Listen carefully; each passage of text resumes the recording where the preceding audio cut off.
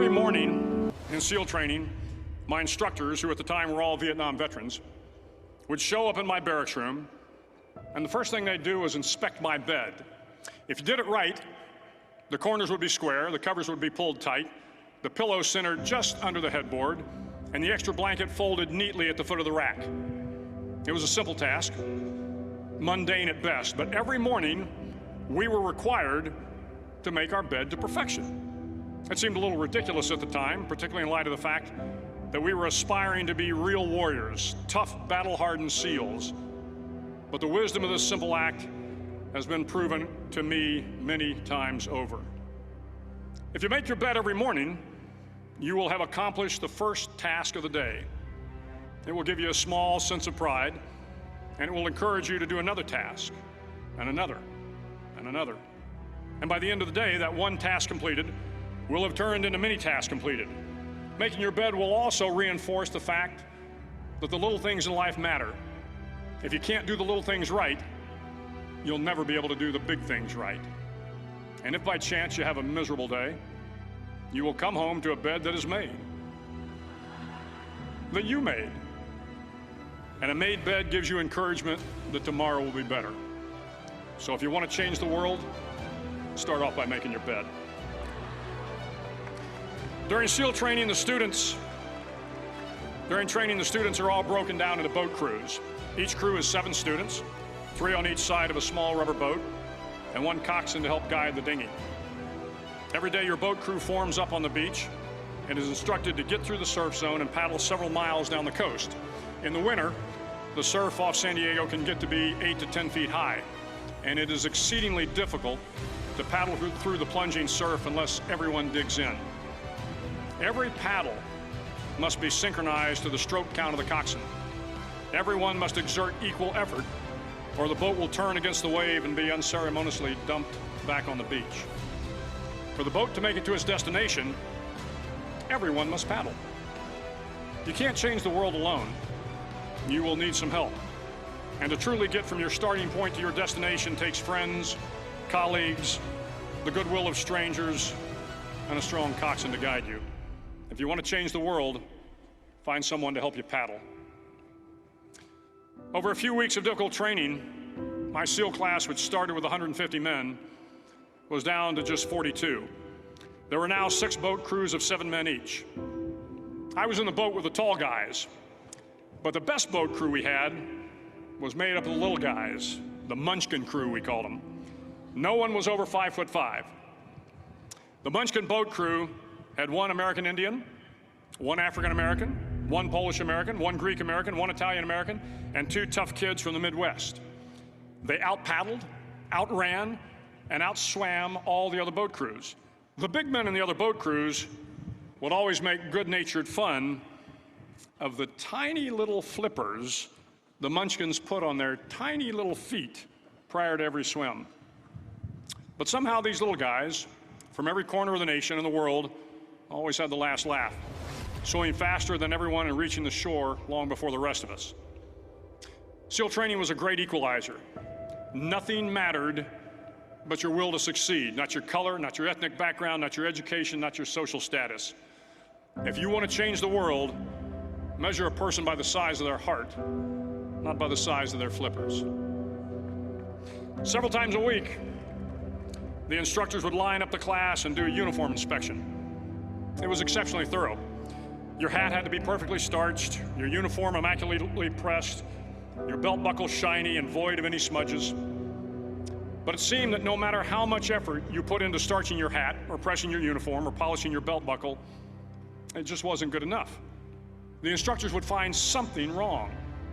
For failing the uniform inspection, the student had to run, fully clothed, into the surf zone, then wet from head to toe, roll around on the beach until every part of your body was covered with sand. The effect was known as a sugar cookie. You stayed in the uniform the rest of the day, cold, wet, and sandy. There were many a student who just couldn't accept the fact that all their efforts were in vain, that no matter how hard they tried to get the uniform right, it went unappreciated. Those students didn't make it through training. Those students didn't understand the purpose of the drill. You were never going to succeed. You were never going to have a perfect uniform. The instructors weren't going to allow it. Sometimes, no matter how well you prepare or how well you perform, you still end up as a sugar cookie. It's just the way life is sometimes. If you want to change the world, get over being a sugar cookie and keep moving forward.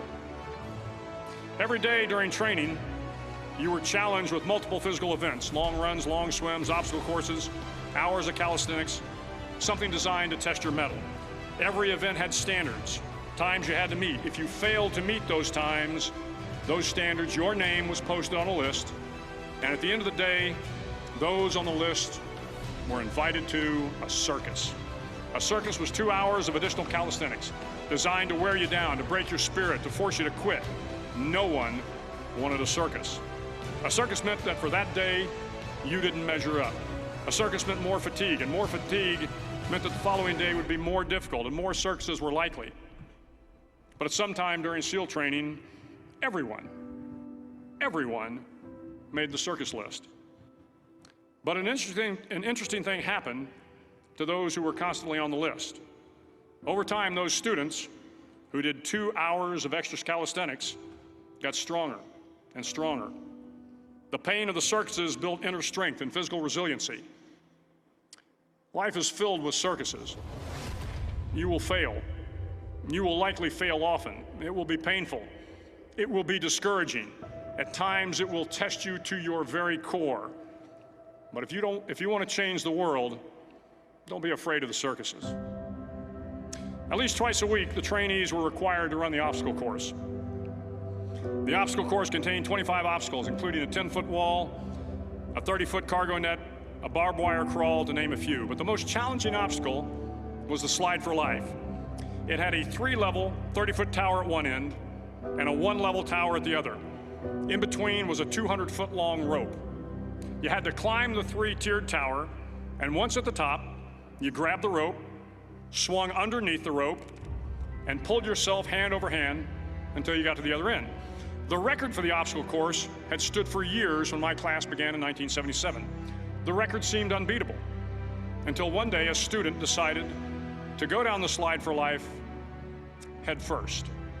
Instead of swinging his body underneath the rope and inching his way down, he bravely mounted the top of the rope and thrust himself forward. It was a dangerous move, seemingly foolish and fraught with risk. Failure could mean injury and being dropped from the course. Without hesitation, the student slid down the rope perilously fast.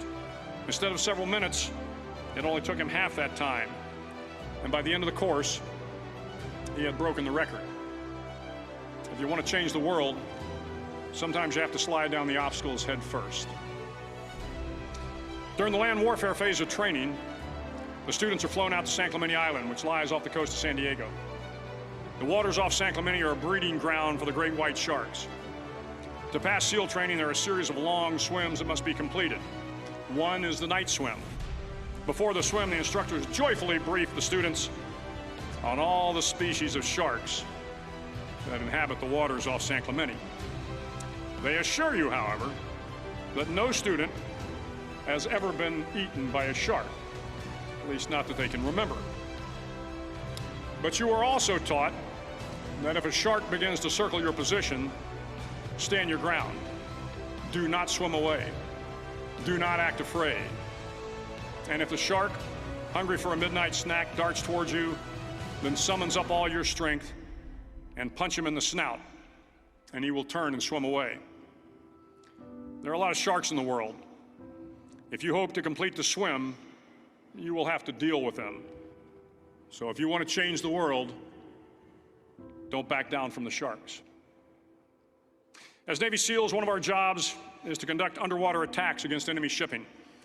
We practice this technique extensively during training.